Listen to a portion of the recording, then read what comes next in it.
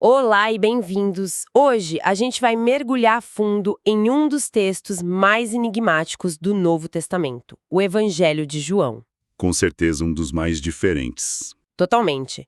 Nossas fontes aqui são aquelas introduções de bíblias de estudo, que dão uma visão bem panorâmica, mais acadêmica. E a nossa missão é tentar responder por que João soa tão diferente de Mateus, Marcos e Lucas.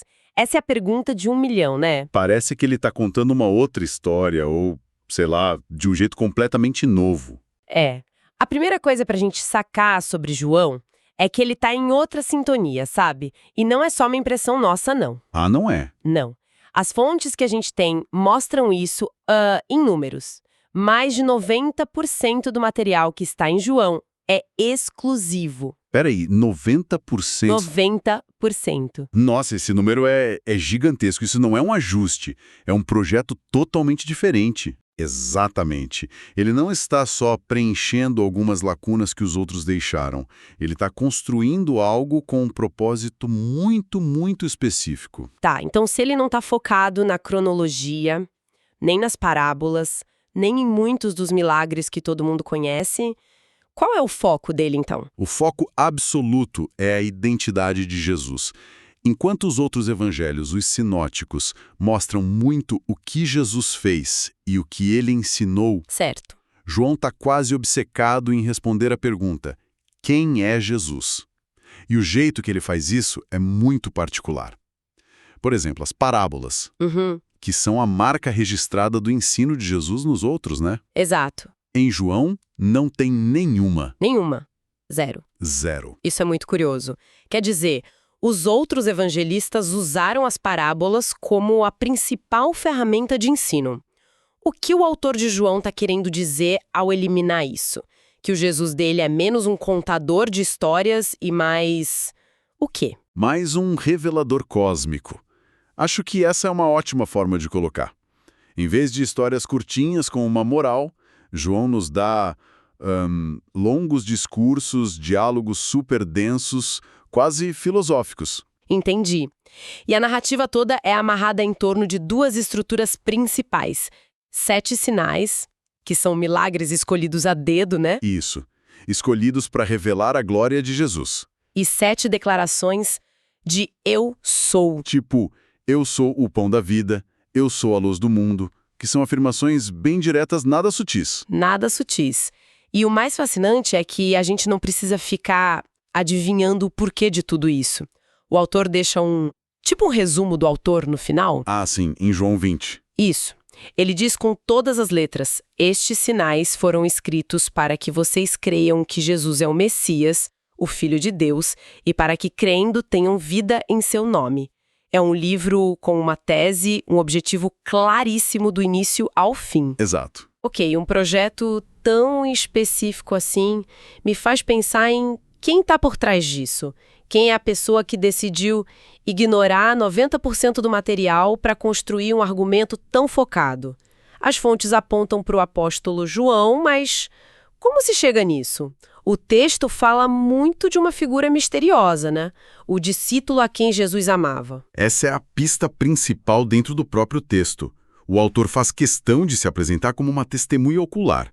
Ele diz: nós vimos a sua glória. Certo, ele estava lá. Ele estava lá. Ele conhece os detalhes da geografia, os costumes judaicos, e ele se identifica com esse codinome, o discípulo amado. E o que a gente sabe sobre essa figura? Sabemos que ele aparece sempre em momentos cruciais e muito íntimos. Ele está reclinado ao lado de Jesus na última ceia, está aos pés da cruz com Maria. Foi o primeiro a chegar no túmulo vazio com Pedro. Isso. Então é alguém do círculo mais íntimo. E a tradição fora da Bíblia, ela confirma essa ideia. Confirma. E de forma bem forte. Autores do segundo século, como Irineu, que foi discípulo de Policarpo, que por sua vez foi discípulo do próprio apóstolo João. Nossa, é quase uma linha direta. É. E eles atribuem a autoria a João sem hesitar. E o perfil bate. O discípulo amado está sempre perto de Pedro, e a gente sabe que Pedro e Tiago e João formavam um trio mais próximo de Jesus. E como Tiago foi martirizado muito cedo, João se torna o candidato mais lógico. Faz sentido. Uhum. Tudo bem, mas e a data? As fontes sugerem algo entre 70 e 100 depois de Cristo. Isso é bem mais tarde que os outros. O que aconteceu por volta do ano 70 que foi tão importante para esse texto? Pois é, o ano 70 foi um divisor de águas. Foi a destruição do Templo de Jerusalém pelos romanos. Um evento apocalíptico para o judaísmo. Totalmente. E esse trauma parece ser o pano de fundo teológico de João. O Evangelho apresenta Jesus repetidamente como o substituto do templo. Ele diz, destruam esse templo e em 3 dias eu levantarei, falando do seu próprio corpo. Peraí, então isso muda tudo. Eu sempre imaginei os evangelhos sendo escritos meio no calor do momento. Mas se o templo já tinha sido destruído, a conversa de Jesus sobre ser o novo templo não é só uma metáfora. É uma resposta direta a uma catástrofe nacional. Exatamente. É uma afirmação teológica com um peso imenso para a audiência da época. Onde a gente vai adorar a Deus agora que o templo se foi? João responde, em Jesus. Que incrível! E tem outras pistas para essa data tardia. Por exemplo, ele chama o Mar da Galileia de Mar de Tiberíades, um nome que só se popularizou mais tarde. Ah, que detalhe! E o fato de ele nunca mencionar os saduceus, a elite do templo que basicamente sumiu da história depois do ano 70. E onde ele estaria escrevendo isso? Porque o público parece ser bem mais amplo do que só os judeus da Palestina. A tradição aponta para a cidade de Éfeso, na atual Turquia. Éfeso era uma metrópole, um caldeirão de culturas no Império Romano. E isso explica muita coisa, imagino. Explica tudo. Explica por que o Evangelho foi escrito em grego, a língua universal da época. E explica por que o autor, de vez em quando, para a narrativa para explicar um costume judaico ou traduzir uma palavra em aramaico. Ele sabia que o público dele era misto. Ele sabia que estava escrevendo para gente que não ia entender essas referências sem uma ajudinha. Faz todo sentido. Autor, data, local. Tudo aponta para um evangelho mais refletido, teológico, para um público globalizado daquele tempo. E isso nos joga de volta na mensagem. A introdução de João é talvez a mais famosa de todas. No princípio era o verbo. É uma abertura de tirar o fôlego. Muito diferente das genealogias e das histórias de nascimento dos outros, é uma obra-prima. Os primeiros 18 versículos, o prólogo, funcionam como a abertura de uma sinfonia. Ele apresenta todos os temas que vai desenvolver depois e começa com essa palavra, verbo, que no grego é logos. E essa palavra era genial. Por quê? O que logos significava para quem ouvia isso no primeiro século? É que ela funcionava em 2 níveis, sabe? Para um público grego, logos era um conceito filosófico central. Era a razão divina, o princípio que dava ordem ao universo. Ok, para os filósofos. E para um público judeu? Para um público judeu, logos remetia à palavra de Deus do Antigo Testamento, o poder criativo de Deus. Então, quando João diz, no princípio era o logos, e o logos se fez carne, ele está construindo uma ponte. Entre esses dois mundos. Exatamente. Ele está dizendo, aquele princípio cósmico que vocês procuram, aquela palavra criadora que vocês conhecem, tem um nome e um rosto. É Jesus. Uau. Ele está basicamente dizendo que Jesus é a resposta para as maiores questões da filosofia grega e da teologia judaica. Impressionante. É muito poderoso. E como ele desenvolve essa ideia? As fontes mencionam que 2 verbos são quase uma obsessão no livro.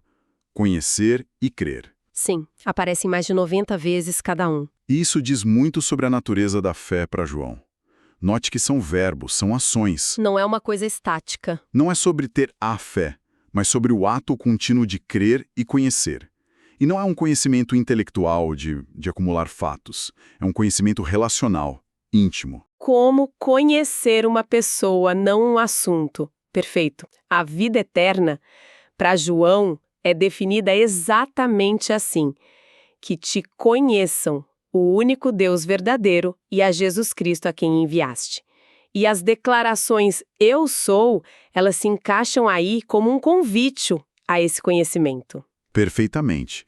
Quando Jesus diz, eu sou o pão da vida, ele está usando a expressão grega egoime, que é a mesma usada na tradução grega do Antigo Testamento, quando Deus revela seu nome a Moisés. Na sarça ardente. Isso. Eu sou o que sou. É uma reivindicação de divindade que seria chocante. Cada eu sou é um convite para conhecer um aspecto da identidade divina de Jesus.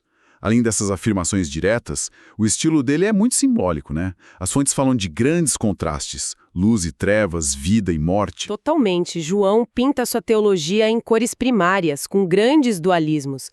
Ele cria um drama cósmico. O mundo está em trevas, Jesus chega como a luz. Certo. A humanidade está espiritualmente morta, Jesus oferece a vida.